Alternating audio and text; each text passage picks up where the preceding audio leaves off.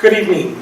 I'm going to talk to you about a little bit about Lebanon Community Power, which is developing local transactive energy platform with real-time pricing and using municipal aggregation.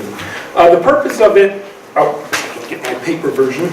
The primary purpose is to accelerate development and cost-effective integration of local renewable energy resources and other distributed energy resources, including storage, demand response, such as when electric vehicles charge, and targeted energy efficiency.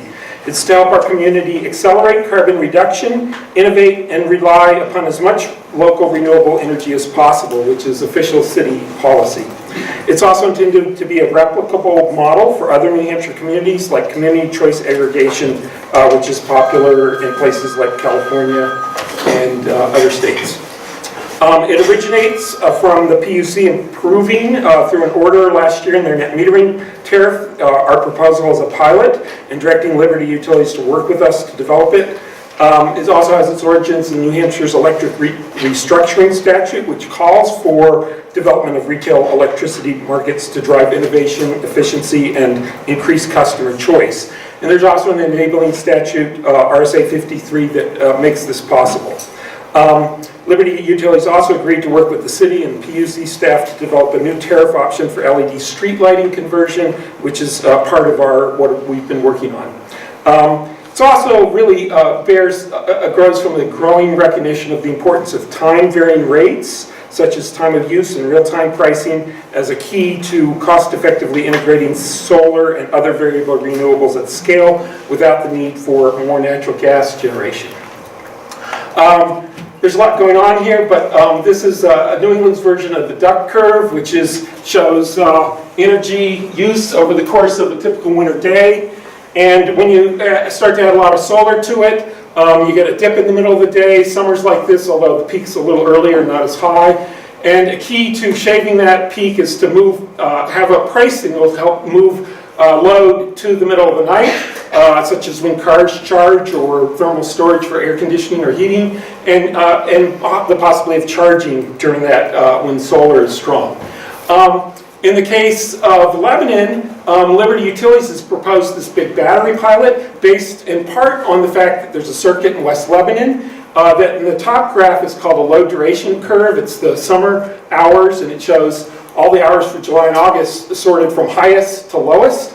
And you can see there's a few number of hours where there's a whole lot of peak demand, and they're looking at a very large investment to just address essentially 12 hours over the course of the summer.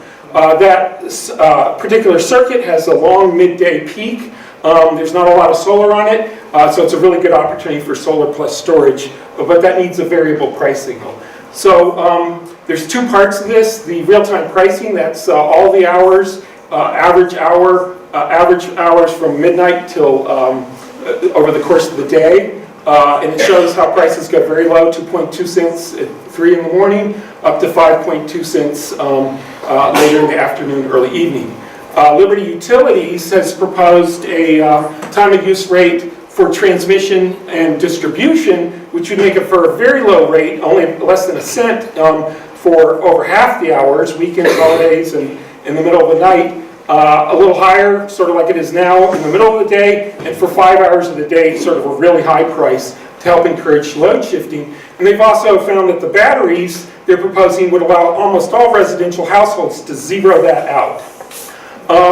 Another part of this is smart LED street lighting.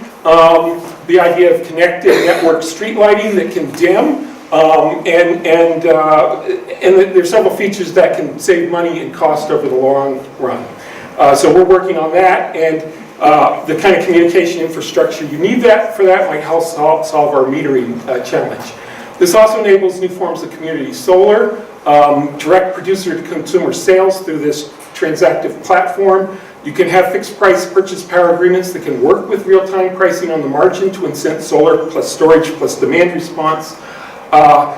Direct consumer investment through co-ops or otherwise might be possible. We're proposing on-bill net metering credits that minimizes tax issues. And also, very importantly, conceptually, the PUC and Liberty have agreed to give large-scale PV systems over 100 kW credit for avoided transmission costs, which they don't now get in New Hampshire.